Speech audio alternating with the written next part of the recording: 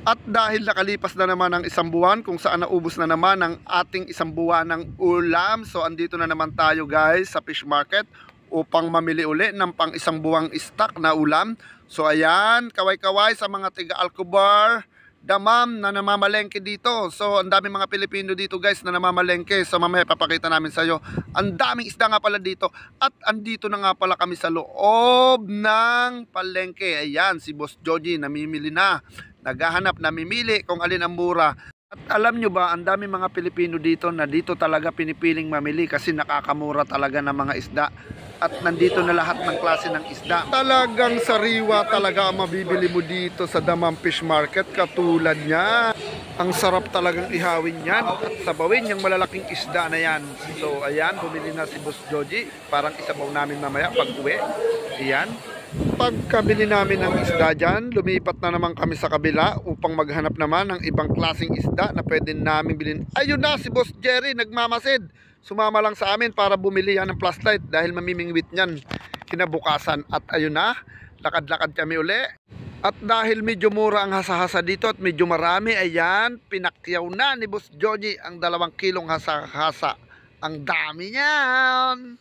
Ayan, ang sarap sa paksiw. Wow! Ano kayang isda ito? Ang laki-laki. Ayan. So ayun, bumili na. Ayan, si Boss Jerry. Ayan. Oh puta, nakuha pang mag-selfie sa gitna ng palengke, oh. Ang lupit mo, boy. At ayun na, naglalakad-lakad na naman kami. Actually, paikot-ikot lang kami para makapili kami ng magandang klase ng isda na sariwa at mura. Tingnan nyo naman kay lalaki, nasaan na kaya ang aming hinahanap na tilapia? Ayan, siguro dito banda, ayan. At ayan na nga yung mga tilapia. At ito pa yung kanina pa nating hinahanap na tilapia, ang sariwang-sariwa. Kala nyo sa Pilipinas lang may tilapia, ha? Meron din dito. Wow, ang bangos, ang laki-laki. Yan ang masarap iihaw. Wow, tsaka yung isa pa na yan, oh, yung isda. Pumunta na naman tayo sa kabilang banda, doon banda sa may gulayan, ayan, kung saan kumakain na si Boss Joji ng saging, ayan. Pag dito ka na bibili ng gulay, ayan, bibigyan ka muna nila ng pre-taste na saging, ayan, kahit ilan ang hingin mo, bibigyan ka nila, ayan. Ang daming gulay, ayan, ang daming mga Pilipino diyang nabili, kasi murang-mura talaga, may 5 real, 2 real, ayan, at ayan na labanos na yan.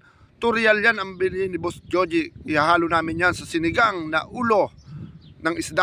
At meron ding watermelon, mukhang kay tamis-tamis. At ayan boy, sumimpli ka na naman. Parang awa mo na, sabi ko nang huwag ka na sumimpli dyan sa gitna ng gulay yan. At ayun ang papaya, ang sarap sa tinola. Actually meron din yan malunggay, talbos ng kamote, kangkong, at meron ding mais. At pagkatapos namin sa fish market, dumako naman kami sa may tabi ng Daymark, ayan, na kung saan maraming kakanin na binebenta ang ating mga kababayan. Ayan. At natatapos na nga ang aming pamamalengke at kami ay pauwi na dahil tanghali na at nagugutom na kami. At magsasabog na kami ng isda na aming binili dyan sa fish market. Ayan.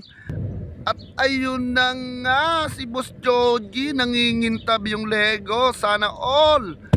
At ngayon, dyan na nga natatapos ang aking mini vlog ng aming pamamalengke sa fish market. Ngayon, pauwi na kami dahil kami ay nagugutom na. Ayan, joyride na. Music, paisan!